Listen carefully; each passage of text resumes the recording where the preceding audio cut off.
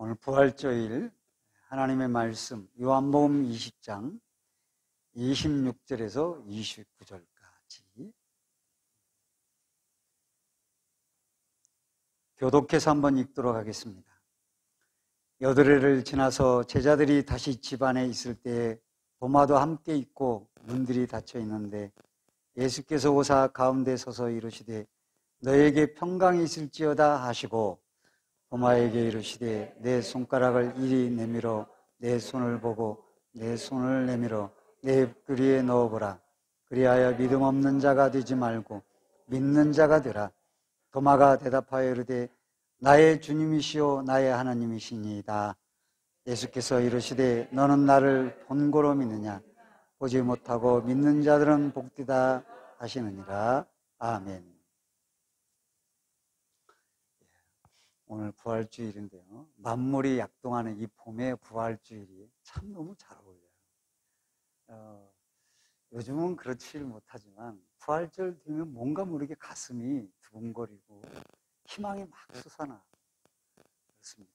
막 금식하고 막 그러다가 계란을 찢어놔요. 그러면 야 계란 금식 끝내고 계란 먹는다. 그래가지고 계란 먹는 그런 기분에 또 부활절을 기다리기도 했죠. 그리고 계란에다가 별 색칠을 다 하고 그랬던 추억들이 있는 것 같습니다. 아무튼 우리가 주님이 첫 부활하셨을 때는 굉장히 그 당시에 어두움은 말도 못했죠. 제자들도 다 어둠에 빠졌고, 그리고 주님을 따르던 모든 이들이 어두움에 잡혀 있었죠. 메시아라고 믿었던 주님의 십자가의 죽으심은 충격이었고 슬픔에 빠져 있었고, 그리고 그들은 언제 또 자기들을 나라에서 구원해줄 메시아를 바라볼 수 있는가? 누가 참 메시아냐? 회의와 신앙의 불신앙에 사로잡히게 되는 그런 어두움이 가득 찬 첫 번째 부활의 전의 모습이었을 것입니다. 그런데 주님이 부활하신 후에 두 가지가 딱 드러나는데, 하나는 교회가 생겨나는 것이죠. 부활 후에 교회가 탄생하게 되고요. 또 하나는 부활 후에 교회가 생겨나고 또 주의 날이 생겨나게 됩니다. 안식 후 첫날, 그날 이제 제자들이 모이게 되어서 이 날이 주일날이 되게 된 것이죠. 그런데 요한복음을 보면은 주님이 부활하셨어. 부활하셔서 그랬나 어쩐지 모르지만 요한복음에 보면 먼저 제자들이 주님을 찾아가거나 누구도 주님을 먼저 찾은 게 거의 없어요. 다 주님이 그들을 찾아가셨다라는 것이 성경에 나타나는 특징이에요. 부활하신 주님이 찾아가신 거죠. 그게 특징이에요. 뭐 당연하게 여기지만은 그래도 부활하신 주님이 찾아가셨다. 누구를 찾아가셨나? 첫 번째로 막달라 마리아를 찾아가셨습니다. 이 일곱 귀신 들렸던 여인이죠.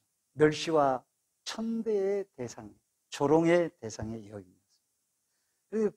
그러나 예수님 만나고 새 사람이 되고 그런 예수님을 쉽게 말하면 독실한 그리스도입니다. 그런데 그 그리스도의 모든 소망인데 주님이 십자가에 죽으신 거예요. 그러니까 이 여인은 울며 따르는 군중의 무리 가운데 있었고 십자가의 밑에서도 울며 있었을 것입니다. 사흘째 되던 날 다른 이모들과 마리아와 다른 이모와 그리고 이 막달라 마리아도 함께 향료, 죽으신 예수님 몸의 시체 향료를 바르기 위해서 그 새벽에 이슬을 맞으며 어두운 비명을 깨고 예수님의 무덤을 찾았지만 비어 있었습니다. 그래서 울었습니다. 거기서도 한없이 울었어요. 그럴 때 주님은 어찌하여 울고 있냐? 울며 누구를 찾느냐? 라고 주님이 물으십니다. 이 말은 죽은 예수는 찾을 필요 없고 산 예수를 찾아야 된다 라고 하신 것이죠. 그래서 슬픔에 빠져 있고 울고 있는 이 마리아에게 주님이 찾아오신 것을 보게 되는 것입니다. 오늘 날도 마찬가지입니다. 우리가 예수를 믿다가 슬픔에 잡히고 고독 속에 몸부림치고 있을 때 이 마리아처럼 우리를 찾아오셔서 말씀하신 울며 누구를 찾느냐. 우리는 그런 고통이 없는지는 여러분 없어서 모르겠죠. 그러나 정말 진정한 고통, 진정한 슬픔을 당해보지 않으면 모르는 거예요. 이럴 때 아무도 위로가 되지 않습니다. 그런데 막달라 마리아는 그 위로의 근본이신 주님이 그녀를 찾아왔고, 그래서 주님을 만나게 된 것이에요. 그래서 우리가 오늘 주님이 나를 이렇게 울고 있는 나를, 마음에 간절한 슬픔이 있는 나를, 근심이 있는 나를 찾아오시기를 바라는 그런 심령을 가진 자, 그런 자를 주님은 찾지 않겠습니까? 그래서 부활의 첫 주님이 찾아간 이도 제자들도 아니요, 수제자라고 부르는 베드로도 아니요, 막달라 마리아. 이것을 볼 때 이렇게 우리들이 간절히 주님을 찾으면 부활의 주님을 만날 수 있다고 한다고 하는 사실을 알 수가 있는 것입니다. 그래서 여러분, 슬픈 일이 있습니까? 근심할 일이 있습니까? 내 가정에, 또 내 자녀들에게, 또 내 인생에 해결하지 못할 문제가 있습니다. 근심하거나 탄식하기 이전에 그렇게 주님을 찾는 마음을 가지고 나가면 주님이 만나게, 그리고 이 막달라 마리아는 그 다음부터는 매 울고 그럴 수 있겠어요? 부활의 주님을 만났는데 뛰어 달려가서 제자들에게 주님 만났다라고 소식을 전하지 않습니까?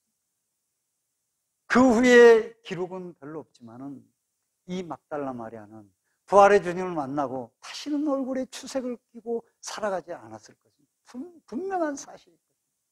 그러므로 여러분, 오늘 주님 앞에 나를 찾아오시는 주님을 아시고 이렇게 슬퍼하고 고통스러울 때, 힘든 일이 있을 때 주님을 간절히 바랄 때, 그런 자들에게 찾아가시는 부활의 주님을 믿고 주님을 만나는, 그래서 거기에서 위로와 힘을 얻는 저와 여러분이 되시기를 주의 이름으로 축원드립니다. 그 다음에 두 번째는 두려워하는 제자들을 찾아오셨어요. 오늘 읽지는 않았지만 19절에 보면, 안식구 첫날 막달라 마리아와 어머니, 그리고 이모 글로바, 이런 여인들은 향유를 바르기 위해서 어둠을 깨고 빈무덤을 향해 갔는데 제자들은 뭐하고 있었습니까? 예루살렘에 문을 잠그고 있었습니다. 들어와서 야, 우리는 어떻게 하냐, 이제. 야, 그 십자가에 못 박아 죽었으니 이제 우리 다음 차례는 우리 아니야. 우리가 두렵다. 어떻게 살아야 되냐. 이렇게 두려움에 떠는 제자들이었습니다. 그래서 무서워서 문을 잠그고 있었습니다. 두려워할 수밖에 없는 이유가 있는데, 빌라도를 대표하는 로마의 권력을 두려워했고, 또 제사장을 대표하는 유대 신봉자들을 두려워했고, 또한 3년 동안이나 예수님을 따라다녔는데 세상에 대해서 어떻게 우리가 이 세상이 나를 받아줄까, 불안에 떨었습니다. 그렇게 불안에 떨고 있는 그들을 향해서 주님이 찾아오셔서, 따라서 너희에게 평안이 있으라, 이 평안을 비셨습니다. 이 평안은 육신적인 평안이 아니라 두려운 생각을 없애는 마음의 평안입니다. 근심하는 제자들을 향해서 너희는 마음에 근심하지 마라. 하나님을 믿으니 또 나를 믿으라. 내가 너에게 주는 평안은 세상이 주는 것 같지 않냐. 너희는 마음에 근심도 말고 두려워하지 말라. 그렇게 말씀해 주셨습니다. 우리가 알다시피 두려움은 뭡니까? 인간의 최고의 두려움은 죽음입니다. 죄로부터 오는 죽음이죠.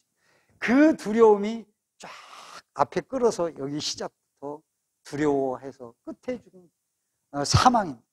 그런데 사망의 문제가 되고 끌어와서 보면 두려움이 없어야 되는 것이죠. 그게 우리 예수 믿는 자의 삶인 것이죠. 우리는 정치인이 두렵지 않고 권력을 가진 자가 두렵지 않고 나를 죽여버리겠다고 한 이들이 없겠지만은 두려워할 일이 없어요. 무슨 어떤 일이 터졌을 때도 두려워할 이유가 없는 거예요. 왜? 주님이 말씀하셨어요. 두려워하지 말라. 부활하신 주님이 첫 번째 말씀하신 너에게 평안이 있을지어다 말씀하셨어요. 두려워할 일이 산더미같이 쌓여 있는데 그렇게 너희가 두려워하기 마땅하다 이러지 않았어요. 그거 아무것도 두려워할 일이 아니다 라고 말씀하시는 거예요. 그래서 부활의 주님을 만난 사람은 두려움을 떨쳐내게 된다는 것을 알게 되는 거죠. 그러니까 우리 예수 믿는 사람이 뭐가 그렇게 두렵고 근심이 뭐가 그렇게 많아. 네? 코로나에 걸릴까 두렵죠. 너무 그렇게 두려워하지 마세요. 그리고 이 경쟁 사이에서 내가 뒤처지는 거 아니야. 도태되는 거 아니야. 도태되면 얼마나 도태된다고. 남들 앞서 가라고 그래요. 천천히 가세요. 남들 누릴 거 다 누리라고 하세요. 좀 못 누리면 어때? 그렇게 너무 세상 앞서 남은 뭘 누리고 뭐 어떻게 사는데 나는 이게 뭐야? 그러지 마세요. 그 사람들도 누려봤자 라면 끓여 먹는 사람도 있어요. 너무 그러지 마세요. 두려워할 것도 없는 거예요. 나의 정의를 꺾임당하는 세상에 권력이 있다 할지라도 그 권력도 언젠가는 다 무너지게 돼 있는 걸 우리가 알지 않습니까? 또 공동체 속에서 내 정의가 무너지고 내가 또 왕따 당할까 두려워하고 그러지 마세요. 세상이 왕따 당하면 주님이 내 친구 하시면 되지. 두려울 게 없어요. 그러니까 우리들이 아이고 목사님 저는 두려워. 뭐가 두려워? 장래 나는 아무것도 안 해놨어요. 나 이 늙으면 어떻게 살지요? 그런데 올름단에 또 뭐 노인들한테 주는 것도 올리고 여러분들은 국민연금이 있을 거 아니에요. 저도 붓고 있습니다만 10만 원씩 부은 지 얼마 안 돼서 얼마 안 돼요. 어떻든 간에 미래가 두렵고 떨리고 그럴 수 있어요. 그러나 그런 두려움도 살게 만드시기 때문에 그 속에서 또 내 나름대로 하나님이 자양분을 공급하고 좋은 손길을 주시기 때문에 두려워할 게 없는 거예요. 제가 뭐 직접 본 분은 아닌데 돈이 뭐 자녀들이 20만 원씩 뭐 주고 뭘 주고 국민연금 나오지 뭐 나오고 돈도 많아. 근데 뭐 뭔가 모르게 불안과 초조로 살아가는 거야. 이름은 권사님이에요. 권사님인데 불안과 두려움과 초조로 사는 거예요. 그게 습관이 돼 있어요. 왜 그렇습니까? 부활의 주님이 없는 거예요. 사망이 있는 거예요. 거기는 어두움이 있는 거예요. 어두움은 한 번 들어오면요 이게 얼마나 세력이 센지 몰라요. 마음을 어둡게 만들어요. 그래서 이 두려움에 떨고 있는 제자들에게 너에게 평안이 있을지 너희는 마음에 근심하지 마 라고 말씀하십니다. 오늘 부활의 주님을 만나서 이 음성이 여러분의 심령에 들리기를 주의 이름으로 축복합니다. 세 번째로 의심에 잠겨있는 도마를 찾아보겠습니다. 예수님의 10제자 중 12제자 중 한 사람 가룟 유다는 죽어버렸지만 10사람은 부활하신 주님을 만나 뵙고 두렵고 그리고 그 모든 분주했던 마음도 어느 정도 부활의 주님을 만나고 정비가 돼 있었습니다. 소유하게 됐죠. 그래서 주님을 뵙게 된 것이었는데 그런데 그때 도마라는 제자는 그 자리에 없었습니다. 그래서 다른 제자들이 주님을 만났어. 부활하셨어. 도마는 믿지를 못했습니다.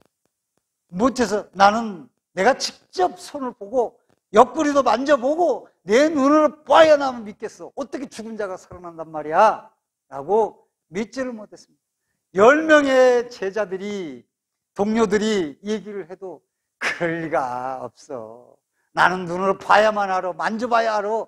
이렇게 말했습니다. 이 말은 뭡니까? 그래서 도마를 갖다 의심 많은 도마라고 말을 합니다. 그래 제자들이 말할수록 더 강하게 부정을 했습니다. 부활에 대해서. 그런데 여드레를 지난 후에 오늘 말씀에 보니까 디두모라 불리는 도마는 예수께서 오셨을 때 함께 있지 아니하냐. 그랬습니다. 그러다가 여드레를 지나서는 다시 그들이 모였는데 모여야죠. 모여서 우리 뭐 할까? 의논했겠지 않습니까? 부활의 주님을 만났는데 뭔가 뭐 소식이 있지 않겠어? 뭐 이렇게 하면서 모였고, 야, 너 도마 그때 안 모였지? 이번엔 꼭 참석해. 이렇게 해가지고 참석을 하게 된 것이죠.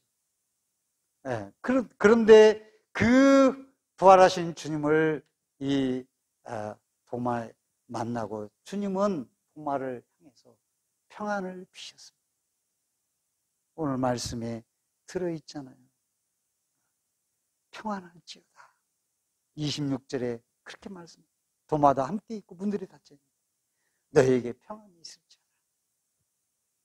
그렇게 평안을 비셨습니다. 왜 평안을 또 비셨을까요? 그 중에 한 사람, 아마 제자들도 아직까지 그런 게 있겠지만, 이 도마, 회의가 많고 의심이 많은 시대, 그 시대에 있는 도마는 다 의심한 것이죠. 의심하는 사람은 불안한 겁니다. 내가 너를 믿지 못하고 네가 나를 못 믿는데 어떻게 거기에 평안이 있겠습니까? 남편을 못 믿는데 어떻게 아내가 평안할 수 있겠어요? 불안하죠. 어떻게 사람 시켜서 막 조사하고 막 사진 찍어야 돼. 그리고 불안한 거예요, 삶이. 돈이 뭐 산더미처럼 쌓여있으면 마음이 불안한 걸. 이렇게 불신의 시대에 우리가 살아가고 있는 거예요. 믿지를 못하는 거예요. 저 사람 나 등쳐먹는 사람 아니야. 못 믿는 거예요. 우리가 사는 이 세상은 반드시 의로운 사람이 잘 되고 형통하는 것이 아니에요. 오히려 어떤 때는 악하고 불의한 자가 땅 위에서 잘 되고 번영하는 것을 봅니다. 의롭게 살려고 하는 자가 고통당하는 경우가 많이 있습니다.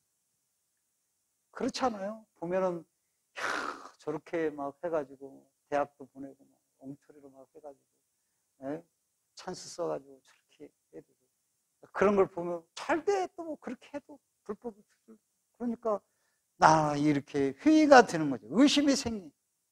하나님이 계시던 어찌 저럴 수 있을까?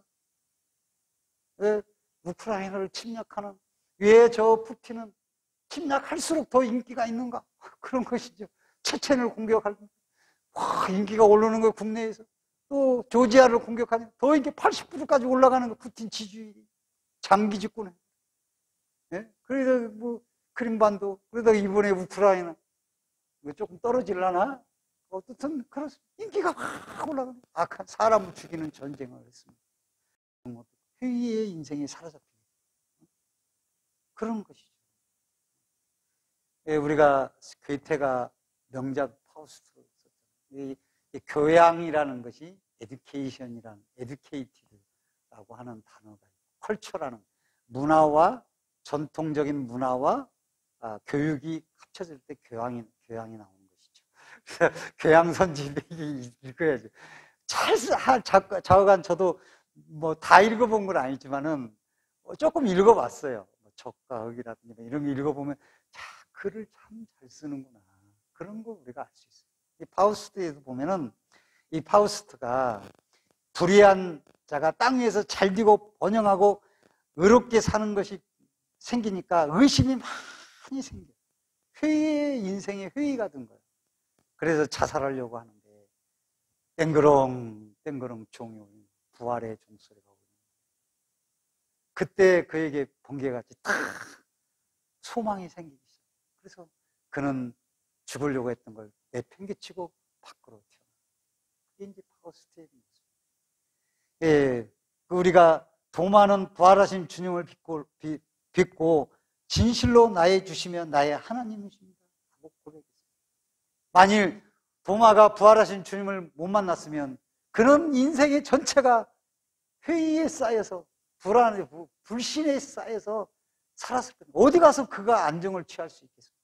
그 인생은 심하게 상처를 입은 상태로 평생 그 상처를 되새기면서 살 인생이 도마 같은 사람의 인생입니다. 그런데 주님을 만나고 인격적으로 만나고 주는 나의 주시며 나의 하나님이시다 하고 고백을 하게 된 것이죠. 그래서 우리들이 부활의 주님을 만나면 이 고백이 확실해집니다. 저와 여러분도 이 부활주일 주는 그러시듯이 주는 나의 하나님이십니다. 할렐루야. 이렇게 고백. 그 다음에 네 번째로는 실패를 거듭하는 제자들에게 찾아오셨습니다. 좀 이해가 안 가는데 문 잠그고 두려워 떨었던 이들이 부활의 주님을 만났어요. 그러다가 들떴어요. 아, 부활의 주님을 만났다. 이제 뭔가 또 뒤는 거 아니야? 세상의 눈이 아직도 변치를 못했어요. 그런데 부활의 주님이 더 이상 자기들이 관여하지 않으시는 것 같아요. 자기들은 뭐 해야 될지 모르는 거예요. 그 기간이 40일이에요. 그러니까 이 제자들은 방황하게 된 거예요. 야, 이거 뭐 부활하셨다고 그래가지고 뭐 좀 되는, 우리 좀 높이 끌어줄 줄 알고 뭐 높은 자리에 올려줄 줄 알고 이제 그런 희망이 막 부풀어 올랐는데, 야, 정말 메시아야, 만져, 그렇게 생각을 했는데, 아, 이게 뭐야, 우리는 뭐 하고 있는 거야, 우리끼리. 주님은 어디 계신 것이지? 그래서 그들은 어떻습니까? 야, 이러다가 우리 저기 굶어 죽는 거 아니야? 우리 저기 고기 잡으러 가야 되겠다. 그래서 제자들이 자기 집을 찾아가고 일부는 고기 잡으러 간 거 아니겠습니까? 고기를 밤새도록 던졌는데 한 마리도 못 닦았어요. 실패한 것이죠. 그 예수를 믿어도 믿는다고 교회로 왔다 갔다 해도 사명이 없으니까 신앙이 흔들리는 거예요. 뭘 할지 모르는 거예요. 네? 내가 어떻게 먹고 살아야지 이 생각만 있는 거예요. 그래서 나는 직업이 다 버렸던 그 배와 그물을 버려두었는데, 팔아먹었는데 다시 사가지고 고기 잡아야지 하고 고기 잡은 거예요. 고기 잡으러 간 거예요. 그때 주님이 그들 가운데 배 내들아, 너희가 고기를 잡았느냐? 한 마리도 못 잡았는데. 아, 우리 못 잡았어요. 오른편에 그물을 던져라. 그런데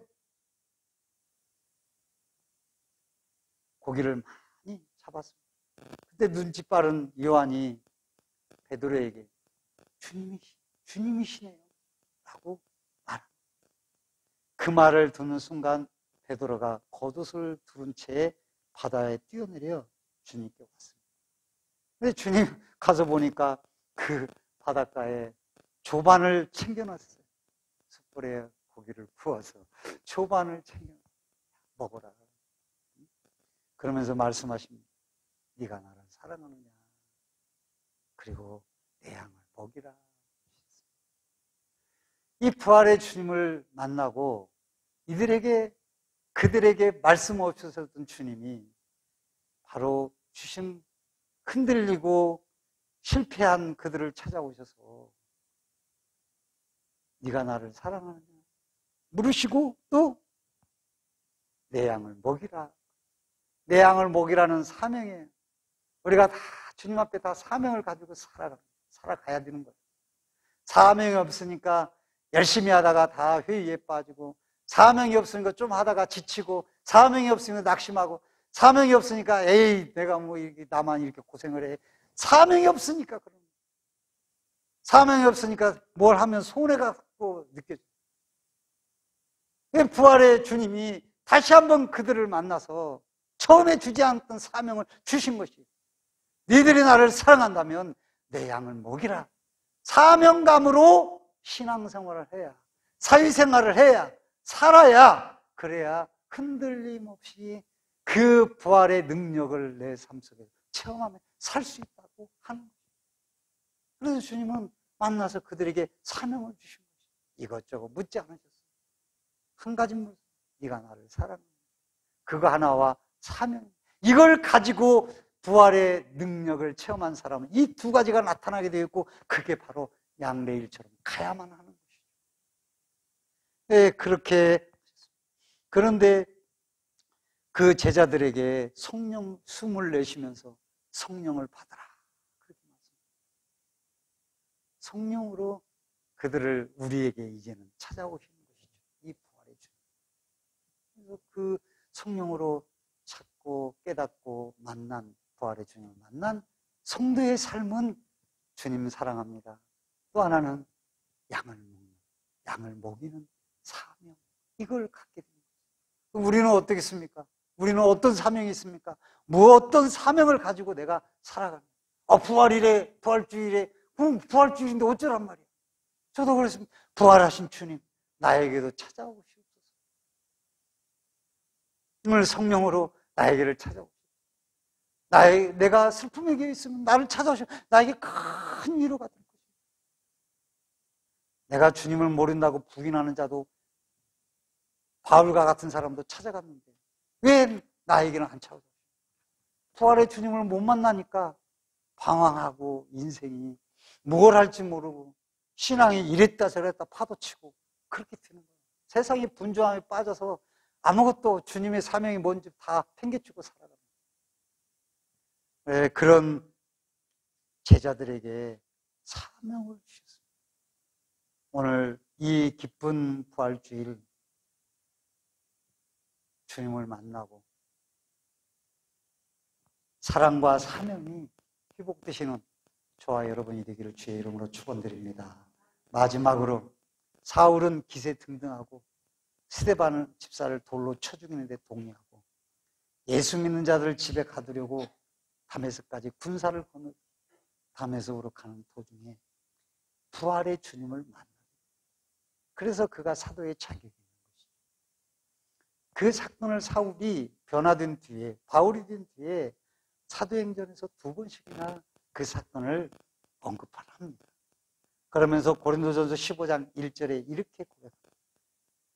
1절부터 이하에 보면은 10절까지 내가 받은 것을 먼저 너에게 전하노니 이는 성경대로 그리스도께서 우리 죄를 위하여 죽으시고 장사된 바 되었다가 성경대로 사흘 만에 다시 살아 게바에게 보이고 12제자에게 와 그 후에 500의 형제들이 일시에 보이셨나니 그 중에 지금까지 태반이나 살아있고 어떤 일은 잠들었으며 그 후에 야고보에게 보이셨습니다.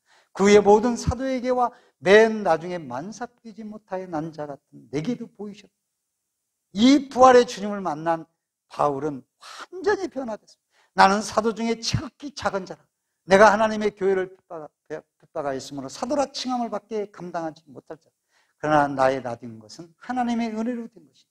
내게 주신 그의 은혜가 헛되지 않으면 내가 모든 사도보다 더 많이 수고했으나 내가 아니요 오직 나와 함께 하신 따라잡자 하나님의 은혜로다.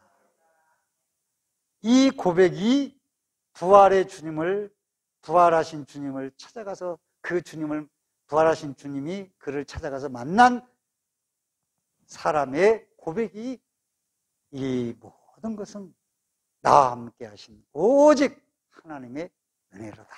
이 고백의 모습을 볼 수가 있는 것이죠.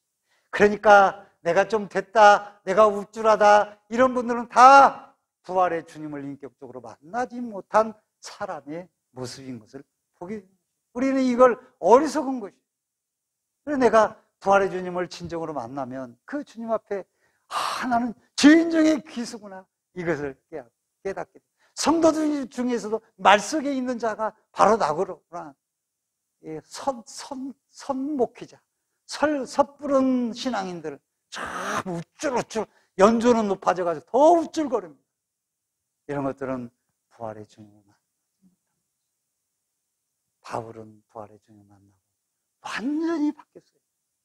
이렇게 자기가 좀 됐다고 생각하니까 안 바뀌는 거예요. 그런데 부활의 주님을 만나니까 바뀌어졌어요. 오직 나와 함께 하신 하나님, 내가 아니다. 하나님의 은혜로 라고 말합니다. 오늘 주님은 제자들에게 찾아오셔서 그들을 향하여 숨을 내쉬며 이르시되 성령을 받아라. 그렇게 말씀을 하셨습니다. 주의 성령은 주의 영입니다. 이것은 육신으로는 주님이 제자들을 떠나가시기 때문에 그렇습니다. 그래서 성령으로 찾아오셨어요. 오순절 마가에다락방에 이 성령님이 임하셔서 모든 믿는 자에게 이 성령이 부활하신 주님으로 찾아가시는 것입니다. 저에게도 오늘 여러분들에게도 주님이 찾아가심으로 말합니다. 여러분들이 주님을 만나고 부활의 능력을 덧입는, 그래서 여러분 육신적으로 연약한 이들이 심령으로 치유되지 못한 상처들이 있는 이들이 치유가 되고 다시 한번 여러분 가정의 어두움들이 이 부활의 주님을 만나고 물러가는 축복의 역사, 부활의 능력으로 인해서 변화되어 사명을 가지고 살아가는 주의 복된 성도들이 되시기를 주의 이름으로 간절히 축원드립니다. 축원드립니다. 아멘.